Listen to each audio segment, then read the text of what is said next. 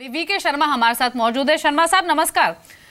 America ने अपना verdict सुना दिया है और डोनाल्ड ट्रंप अब अमेरिका के नए राष्ट्रपति बनेंगे। हालांकि मार्केट्स के लिए अक्रॉस द ग्लोब, इंडिया ही नहीं अक्रॉस द ग्लोब, जो डोनाल्ड ट्रंप थे वो बहुत फेवर्ड कैंडिडेट नहीं थे, लेकिन ये रिजल्ट, आउटकम, मार्केट्स में रिकवरी, इन दोनों को आप कैसे देखते हैं? क्या कमेंट्स हैं आपके? जी मैं समझता हूँ कि हमारे यहाँ पे जो रिकवरी आई है वो खासकर इस मुद्दे को लेकर ज्यादा आई है कि हमारे यहाँ पे जो स्टेप्स उठाए हैं सरकार ने जो डीमोनेटाइजेशन के, उसकी वजह से एफआईज का नजरिया बदलेगा और ये एक मौका समझना चाहिए उस दृष्टि से लंबी अवधि के लिए। तो ये रिकवरी उस वजह से है। हाँ, ये जरूर है कि बाजार के कुछ लोग ये मानते थे कि क्लिंटन ही जीतेगी। हमारा अपना रवैया यही था। आपको याद होगा, मैंने मुहूर्त वाला दिन जब आपके शो पे था तो मैंने कहा कि ये बाजार ये मान के चल रहा है जो गलत है, और ये आपको नीचे के लेवल पे काफी हद तक मिलेगा। और हम चुनिंदा लोगों में से जिन्होंने कहा था कि ट्रंप आएंगे, और मेरे ख्याल से अब जब आ गए हैं तो अभी जो उन्होंने स्पीच दी है वो इंक्लूसिव स्पीच दी है, अलगाव वाली स्पीच नहीं दी है। मैं समझता हूँ कि बाजार ने उस स्पीच को पॉजिटिवली लिया है और ये आशा की है कि उनके जो एजेंडा के अंदर जो उन्होंने बात की थी कैंपेन के दौरान थोड़े अलगाव की, उसको उस अनुरूप नहीं चलेंगे, थोड़ा सा साथ लेके चलेंगे। तो मेरे ख्याल से ये पॉजिटिव रवैया है। मैं समझता हूँ कि मार्केट ने अपना बॉटम आज बना लिया है। जी, यानी मिस्टर शर्मा आप कहना चाह रहे हैं कि जो आज कमजोरी हमने जो डीप कट शुरुआती रुझान में देखे थे वही मार्केट का बॉटम था, जो रिकवरी दिख रही है अब ये सस्टेन करेगी?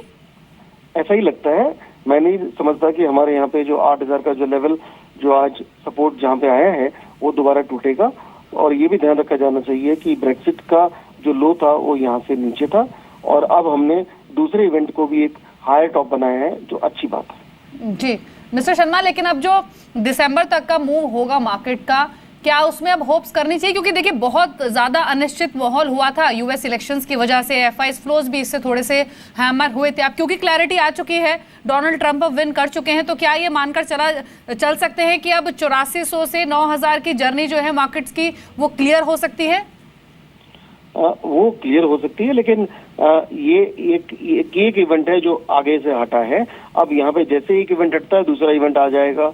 अमेरिकी जो चुनाव है वहाँ पे जो माफ कीजिएगा इंटरेस्ट रेट जो बढ़ने हैं, फेड बढ़ा सकता है, और ऊपर से इटली का जो फर्दर वहाँ पे रेफरेंडम होगा, तो वो सब चीजें मार्केट अगले नए सिरे से देखेगा। लेकिन हमारे यहाँ पे मेरा ये मानना है कि ये भारतीय बाजार, भले ही इंटरनेशनल बाजार थोड़ा सेल ऑफ करते हो, भारतीय जो मार्केट है वो शायद एफआईज के लिए अट्रैक्टिव रहेगा, खासकर ये देखते हुए सरकार ने जो कदम कल उठाया उसको देखते हुए। जी शर्मा साहब, एक सवाल मैं फार्मा पर भी आपसे लेना चाहूंगी। जैसे जैसे ये क्लियर हो रहा था, जब 264 265 सीट्स मिली डोनाल्ड ट्रंप को, तब से ही एक स्मार्ट रिकवरी हमने अगर सबसे पहले किसी सेक्टर में देखी तो वो था फार्मा। हालांकि माना ये जा रहा था कि जो भी कंपनियां जिनका भी सिग्निफिकेंट एक्सपोजर है फार्मा कंपनियों का यूएस में, वो थोड़ा सा रब ऑफ इफेक्ट देख सकती है चाहे कोई भी कैंडिडेट आए, क्योंकि दोनों ही जो कैंडिडेट्स हैं उनकी पॉलिसीज में ड्रग प्राइसिंग को लेकर काफी बातचीत हुई थी। अब जो फार्मा में रिकवरी दिख रही है, इसे आप कैसे देखते हैं? पहली चीज। दूसरी चीज, ये अभी को रब ऑफ इफेक्ट आता हुआ दिख सकता है फार्मा पर? मेरे ख्याल से दोनों को, हालांकि ये भारतीय आईटी और फार्मा के ऊपर दोनों ही उस अनुरूप में सख्त थे, लेकिन ट्रंप आईटी पे ज्यादा सख्त थे और जो हिलेरी हैं वो फार्मा पे ज्यादा सख्त थी। तो उस दृष्टि से ये समझ है बाजार की कि ट्रंप उतने सख्त नहीं है, और वो जो बाजार जो अपेक्षा से गिर गया था वापस अपने रिकवरी दिखा रहा है। वहां पे ये सस्टेनेबिलिटी है या नहीं ये कह पाना अभी मुश्किल है, लेकिन दोनों सेक्टर्स में से अगर हम चुनेंगे तो मेरे ख्याल से फार्मास्यूटिकल सेक्टर बेहतर लगता है, क्योंकि आईटी को अगर अमेरिका के प्रेशर को छोड़ भी दें तो भी उसके अंदर अपने बलबूते पे ग्रो करने की क्षमता डबल डिजिट्स की नहीं है। जी, तो लेकिन कंपैरिजन में फार्मा ठीक है। बिल्कुल। शर्मा साहब, आपने आईटी की बात की तो मैं दो चीजें और आपसे जानना चाहती हूँ। ये तो जैसे आपने भी राइटली पॉइंट आउट किया कि ट्रंप का अगर हम कैंपेन देखें तो ट्रंप के कैंपेन में जो मोस्ट ऑफ द पार्ट जो डोमिनेटेड था वो इमिग्रेशन इशू की ओर पर था। उन्होंने ये क्लियर हमेशा अपने कैंपेन में कहा कि इंडिया ने जो जॉब्स ली हैं उसको वो वापस लेकर आएंगे और जो high skilled H1B visa programme है उसको भी वो रोकेंगे। अब दो चीज़ें यहाँ पर ये हैं, पहली चीज़ तो ये कि तमाम जानकारों से हमारी बातचीत उन्होंने यही कहा कि कैंपेन बोलने की बातें कुछ होती है इलेक्शन के दौरान और करने की बातें कुछ होती है, वो कोई स्ट्रिक्ट स्टेप लेंगे इस मुद्दे पर इसकी संभावना कम है, पहली चीज़। दूसरा एस्पेक्ट ये कि ऑलरेडी जो वैल्यूएशंस हैं वो इतनी नीचे आ चुकी हैं आईटी कंपनियों की, ब्रेग्जिट को लेकर अभी भी चिंताएं बनी हुई है, ब्रेग्जिट के इम्पैक्ट की चिंताएं कहना चाहिए, स्पेंडिंग अभी रिवाइव हो नहीं रही है बैंकिंग की ओर से जहां से मेजर रेवेन्यूज ये कंपनियां ड्राइव करती हैं। तो अभी स्थिति आईटी की क्या लग रही है? इन स्तरों से जो मौजूदा स्तर हैं आईटी शेयरों के, इन स्तरों से भी ये स्टॉक नीचे स्लिप कर सकते हैं या फिर नीचे भले ही ना जाए लेकिन यहाँ से चलेंगे भी निशाद आने वाले दिनों में? जी, पहली बात ये समझा जाए कि जिस चीज का डर था, जिस प्रेसिडेंट की आशंका थी वो आ गए हैं, तो अब काफी हद तक प्राइस के अंदर है। अब नए स्टेप्स अगर वो यही बताते हैं कि अपना जो उन्होंने बोला था कैंपेन के दौरान उसको अगर क्रियान्वित करते हैं तो ये आईटी सेक्टर और नीचे गिर सकता है।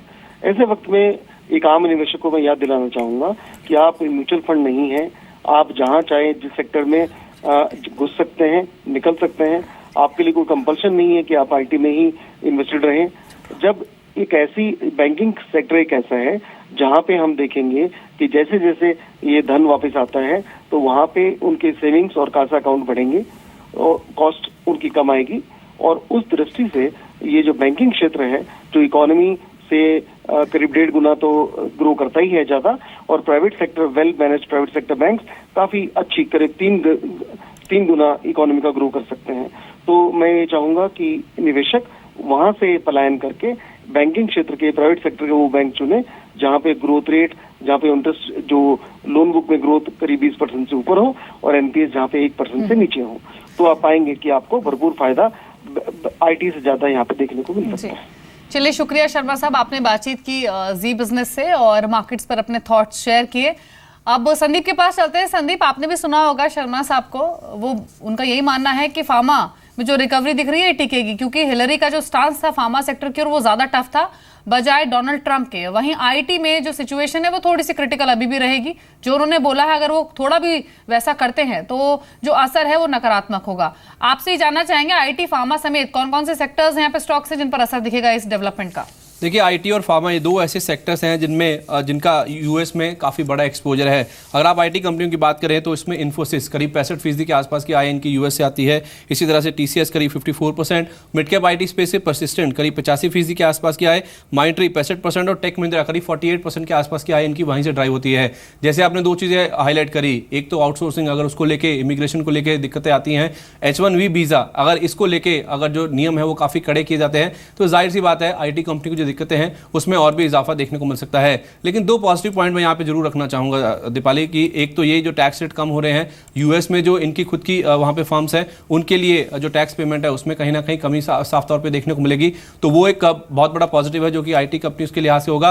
और दूसरी बात, अगर आप ट्रंप के एजेंडा को देखें तो उन्होंने जो मिनिमम वेजेस हैं उनको बढ़ाने के खिलाफ बात करी थी, यानी कि अगर वो राष्ट्रपति बन के सामने आते हैं तो जाहिर सी बात है जो मिनिमम वेजेस बढ़ाने की बात हिलरी क्लिंटन कर रही थी, शायद ऐसे स्टेप ट्रंप ना लेते हुए नजर आए, यानी कि जिस वजह से यूएस में जो आईटी कंपनीज की कॉस्ट है उसमें इजाफा नहीं देखने को मिलेगा। तो ये दो पॉजिटिव पॉइंट है जिसके ऊपर जरूर आपको ध्यान में रख चलना चाहिए कि शायद ये एक फैक्टर है जो कि कहीं ना कहीं इंडियन आईटी कंपनी जो कि यूएस में ऑपरेट करती हैं उनके लिहाज से कहीं ना कहीं बचता हुआ दिखेगा।